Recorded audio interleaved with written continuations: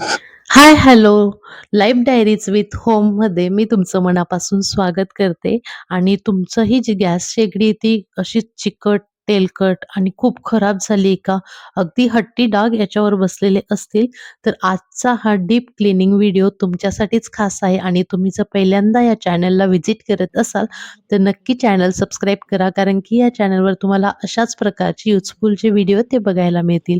तर चला सुरू करूया. तर सर्वात आधी आपल्याला गॅस बंद करायचा आहे. गॅसचे बटन्स ऑफ करायचे आहे. त्यानंतर रेग्युलेटर आपल्याला बंद करायचं आहे. गॅस शेगडी पूर्णपणे थंड होऊ द्यायची आहे आणि इथे बघा मी आता सगळे बर्नर्स वगैरे जे आहे ते सगळं काढून घेते आहे आणि इथे बघा हे तेलाचा खूप थर साचून अगदी प्लेट्सवर हट्टी डाग होऊन गेले आहेत. तर याच्यासाठी मी इथे एक मोठा टेबलस्पून बेकिंग सोडा घेतला आहे. खाण्याचा सोडा, बेकिंग पावडर नाही, तर खाण्याचा सोडा घेतला आणि तो व्यवस्थित स्प्रेड करून घेतला. त्याच्यानंतर त्यावर आपण जे डिशवॉशर जे लिक्विड असतं आपल्याकडे भांडे घासायचं लिक्विड ते टाकून घेतलं आणि त्याच्यावर व्हिनेगर टाकून घेतला आहे. व्हिनेगर टाकल्यानंतर थोडंसं ते असं फसफसेल आणि त्यामुळे जे क्लीनिंग प्रोसेस ते अगदी सोपी होते. त्यानंतर ते असंच 15 ते 20 मिनिटं राहू द्यायचं आहे. त्याच्यानंतर आपल्याला आता एका मोठ्या भांड्यामध्ये डिशवॉशर लिक्विड घ्यायचं आहे आणि त्यामध्ये आपल्याला गरम पाणी टाकायचं आहे. तर त्यामध्ये आता आपल्याला काय करायचं आहे, या भांड्यामध्ये जे सपोर्ट्स असतात आपल्या शेगडीचे, तर ते आपल्याला त्यामध्ये डीप करायचे आहे. जसं बटन्स वगैरे आणि ह्या ज्या पॅन सपोर्ट आहे, हे आपल्याला व्यवस्थित आपल्याला त्यामध्ये ना बुडवून घ्यायचे आहे आणि सगळे जे बटन्स आणि हे जे आहेत ते सगळे बुडतील इतपत आपल्याला त्यामध्ये पाणी ओतायचं आहे आणि त्यानंतर त्याच्यामध्ये व्हिनेगर आपल्याला अर्धा कप टाकायचा आहे आणि त्याला 15 ते 20 मिनिटं असंच भिजवत ठेवू द्यायचं आहे. त्याच्यानंतर आपण जाऊया आता बर्नरकडे. तर एक प्लेट घ्यायची आहे आणि प्लेटमध्ये आपल्याला ते बर्नर ठेवायचे आहे. तर तुम्ही इथे बर्नर बघू शकता किती काळे झालेले आहे, कारण की खूप दिवसापासून यांची जी क्लीनिंग आहे ती झालेली नाही. आता आपल्याला त्या बर्नर्सवर व्यवस्थित असं व्हिनेगर ओतून घ्यायचं आहे सगळीकडे आणि छान त्याला 15 ते 20 मिनिटं असंच त्या व्हिनेगरमध्ये आपल्याला बुडवून ठेवायचं आहे. तर अगदी ना व्हिनेगरमुळे हे जे होल्स वगैरे असतात बर्नरचे अगदी छान क्लीन होऊन जातात आणि इथे बघा जी पेस्ट आपण आपल्या ज्या प्लेट्सवर लावलेली होती तीच मी इथे बटनांना पण लावून घेतली होती आणि याला पण 15 ते 20 मिनिटं असंच राहू दिलं होतं. आणि आता बघा इथे हे जे 15 ते 20 मिनिटं आहे हे व्यवस्थित असे डीप झालेलं आहे, बुडवून झालेलं आहे आपल्याला आणि बऱ्यापैकी जे पाणी ते गार पण झालेलं आहे. तर आपल्याला आता हातामध्ये अशा प्रकारे ग्लोव्ज घालायचे आहे. ग्लोव्ज नसतील तर तुम्ही प्लास्टिकची पिशवी घाला, पण घाला, कारण की आपली जी स्किन असते ती सेन्सिटिव्ह असते. तर आता आपण आहे ना आपल्याकडे जे स्क्रबर असतं स्टीलचं भांडे घासायचं ते घ्यायचं आहे आणि त्याच्या साहाय्याने आपल्याला व्यवस्थित हे जे पार्ट्स आहे ते व्यवस्थित क्लीन करून घ्यायचे आहे आणि अगदी इझिली याच्यामधली जी घाण आहे ती पूर्णपणे निघते, गंज पण निघतो. आणि आता बघा बटन पण आपल्याला एक जुना ब्रश जर आपल्याकडे असेल तर त्याच्या साहाय्याने हे जे बटन्स आहे व्यवस्थित असे क्लीन करून घ्यायचे आहे. आणि बघा अगदी हाताच्या साहाय्याने सुद्धा याच्यामधला जो तेलकट असा मळ असतो तो इझिली निघतो आहे. बघा तुम्ही ते बघू शकता, एकदम इझिली निघून जातो आणि इझिली हे ना क्लीन पण होऊन जातात बटन्स वगैरे.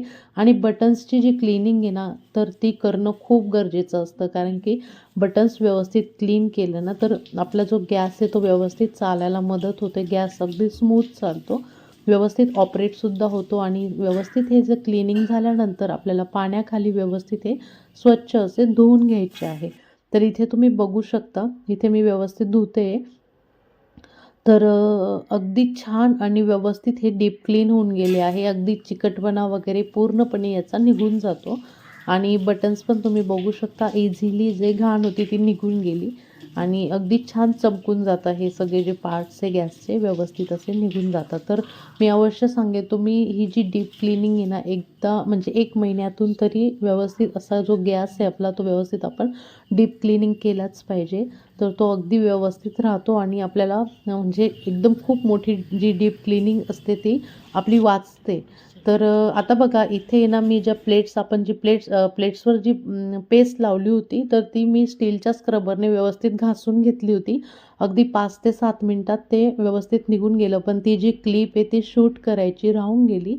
तर अगदी इझिली ते बटन्स लावतो ती जागा पण आणि हे पण व्यवस्थित निघून गेलं. तिथला जो चिकटपणा होता तो पण निघून गेला. त्यानंतर मी सॉफ्ट आपल्या स्क्रबरवर डिशवॉशर लिक्विड जे आहे ते घेतलं थोड्याशा प्रमाणात आणि जी काचेची जी प्लेट आहे गॅसची, तर ती पण आपण व्यवस्थित त्याच्या साहाय्याने घासून घेतली. तर या काचेच्या प्लेट्सला तुम्ही स्क्रबर वगैरेचा यूज करू नका स्टीलच्या, कारण की त्याने काय ना स्क्रॅच पडतात. तर सॉफ्ट स्क्रबर असेल तुमच्याकडे तर ते वापरा. तर व्यवस्थित असं बघा, व्यवस्थित गॅस मी वॉश करून घेतला आणि अशा फायबर जे क्लॉथेस असतात, तर असे जर तुम्ही डीप क्लिनिंगसाठी जर यूज केले गॅस वगैरे पुसण्यासाठी डेलीच्या डेली, तर ते खूप छान व्यवस्थित क्लिनिंग होते त्याच्या साहाय्याने. तर व्यवस्थित बघा, आता गॅस मी व्यवस्थित कोरडा करून घेतला आहे आणि आता आपण जाऊया बर्नरकडे. तर बर्नर बघा 15 ते 20 मिनटं डीप करून ठेवले होते व्हिनेगरमध्ये आणि त्या प्लेटमध्ये छान बुडत नव्हतं, म्हणून मी ही प्लेट खालची चेंज केली. तर आता बघा, आपल्याकडे जुन्या ब्रशच्या सहाय्याने आपण ह्याला व्यवस्थित क्लीन करून घ्यायचं, अगदी घासायचं आहे आणि अगदी 5 ते 7 मिनिटात आहे ना हे दोघं बर्नर माझे क्लीन झाले होते. तर व्हिनेगरमुळे काय होतं, यांच्या ज्या होल्स असतात त्यामध्ये जी घाण वगैरे अटकलेली असते त्यामुळे ना ब्लॉक्स होतात ते आणि ते निघून जातात. तर व्यवस्थित असं क्लीन करून घेतलं ब्रशच्या साहाय्याने आणि यांचा कलर पण बघा चेंज झालेला आहे बऱ्यापैकी. आणि आता मी हे जे भांडे घासायचं लिक्विड आहे ते घेतलं थोडंसं आणि त्याच्याने पण आपण व्यवस्थित त्याला घासून घ्यायचं आहे अगदी 1 ते 2 मिनटं. तर छान चमक येते याच्याने सुद्धा आणि व्यवस्थित असं निघून पण जातं. तर हे सगळं करताना आहे ना तुम्ही हातामध्ये ग्लोव्ज वगैरे वापरा. तर त्याच्याने काय होतं, आपल्या हातांची पण केअर होते आणि जास्त ड्रायनेस येत नाही हातांना. तर ही काळजी पण आपल्याला घ्यायची आहे. तर आता बघा, इथे व्यवस्थित घासून झालेलं आहे लिक्विडच्या साहाय्याने आणि आता याला आपल्याला पाण्याखाली व्यवस्थित वॉश करून घ्यायचं आहे. तर तुम्ही इथे बघू शकता किती छान आणि व्यवस्थित असे हे निघून गेलेले आहे आणि हे नंतर यूज केल्यानंतर हे काळपट होणारच आहे, पण जे क्लिनिंग आहे ना ती याची होऊन गेली आणि जे होल्समध्ये वगैरे जी घाण असते ती पण याची निघून जाते. आणि त्याच्यानंतर तुम्ही इथे बघू शकता, मी एकदा परत जो गॅस आहे तो व्यवस्थित आपण पुसून घेतलेला आहे आणि ड्राय पण होऊ दिलं आहे. पूर्णपणे ड्राय झाल्यानंतरच आपल्याला याला वापरायचं आहे. आणि त्या ज्या प्लेट्स वगैरे ज्या होत्या, बर्नर होते, ते पण आपल्याला उन्हात वाळवायला ठेवायचे आहे आणि त्याच्यानंतरच हे गॅसला वगैरे ते व्यवस्थित लावून मगच आपल्याला गॅस यूज करायला घ्यायचा आहे.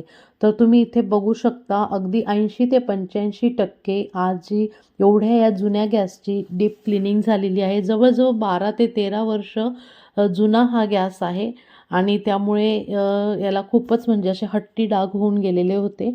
पण बघा तुम्ही, एकाच याच्यामध्ये एवढी छान डीप क्लिनिंग याची झाली.